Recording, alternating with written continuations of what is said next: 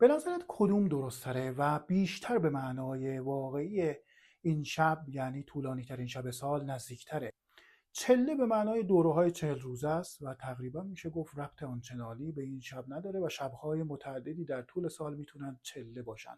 یلدا به معنای زایش هست، این کمی نزدیکتره و میتونه به معنای زایش نور باشه که مثلا از این به بعد دیگه، از این شب به بعد نور بیشتر خواهیم دید. واژه تیله یک کلمه باستانی ترکی هست که به معنای حد نهایت کشیده شدن کمان هست و یعنی دیگه از اونجا به بعد شما دیگه نمیتونید کمان رو بکشید و حد نهایتش هست. به معنای این میتونه باشه که یعنی دیگه از این جا به بعد دیگه این شب نمیتونه طولانی تر باشه.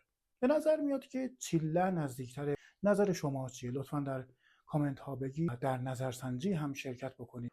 Çillə bayramımız mübarək. Yaşasın Azərbaycan, yaşasın türklər.